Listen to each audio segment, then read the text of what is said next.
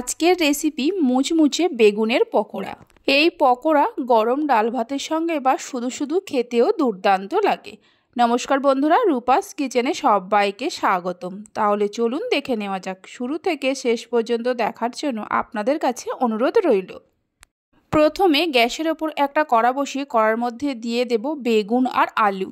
এখানে একটা বড় সাইজের বেগুনের খোসা ছাড়িয়ে নিয়ে ছোট ছোট টুকরো করে কেটে নিয়েছি।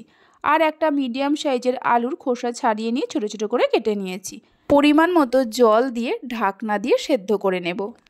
কিছুক্ষণ পর ঢাকনা খুলে দেখে নেব বেগুন আর আলুগুলো সেদ্ধ হয়েছে কিনা। দেখুন বেগুন আর আলু খুব সুন্দরভাবে সেদ্ধ হয়ে গেছে।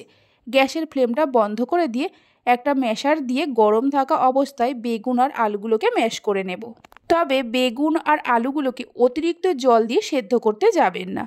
বেগুন আলুগুলোকে ভালো করে ম্যাশ করে নেওয়ার পর এর মধ্যে দিয়ে দেব চায়ের কাপের 1 কাপ বেসন। ওই কাপেরই হাফ কাপ চালের গুঁড়ো দিয়ে দেব। দুটো কাঁচা লঙ্কাকে কুচিয়ে নিয়ে দিয়ে দেব। কাঁচা লঙ্কাটা নিজেদের স্বাদ অনুসারে বাড়িয়ে কমিয়ে নিতে পারেন। হাফ চামচ আদা কুচি দিয়ে দেব আর কয়েকটা কারি পাতাকে কুচিয়ে নিয়ে দিয়ে দেব।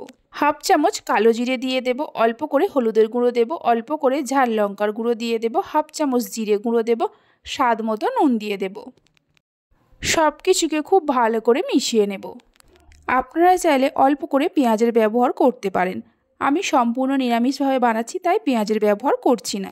সব কিছুকে মিশিয়ে নেওয়ার পর পকোড়াগুলো ভেজে নেব। কড়াতে বেশ কিছুটা সাদা তেল নিয়ে আগে থেকে গরম করতে বসিয়ে দিয়েছিলাম। তেল গরম হলে তেলের মধ্যে অল্প অল্প করে পকোড়াগুলো দিয়ে ভেজে নেব। এইভাবে একবার বেগুনের পকোড়ার রেসিপিটা বাড়িতে বানিয়ে দেখতে পারেন। বাড়িতে বানালে খেয়ে আপনাদের কেমন লাগলো অবশ্যই আমাকে কমেন্ট করে জানাবেন। মিডিয়াম ফ্লেমে উল্টে পাল্টে পকোড়াগুলোকে ভালো করে ভেজে নিতে হবে। বেগুন আর আলু সেদ্ধ করা আছে, তাই এই পকোড়াগুলো ভাজতে খুব বেশি সময়ের প্রয়োজন পড়বে না। গোল্ডেন ব্রাউন করে পকোড়াগুলোকে ভেজে নেওয়া হয়ে গেছে। এবার তেল ঝরিয়ে নিয়ে একটা প্লেটের মধ্যে তুলে নিয়ে রেখে দেব। বাকি যে মিশ্রণটা আছে এইভাবে পকোড়াগুলোকে ভেজে নেব।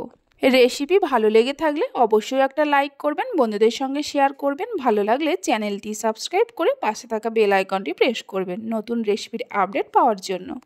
সমস্ত পকোড়াগুলোকে ভেজে নেওয়া হয়ে গেছে। দেখুন পকোড়াগুলো কত সুন্দর হয়েছে আর খেতেও হয় খুবই ভালো। ভিডিওটা আমি এখানেই শেষ করছি। আপনারা সবাই ভালো থাকবেন, সুস্থ থাকবেন। ধন্যবাদ।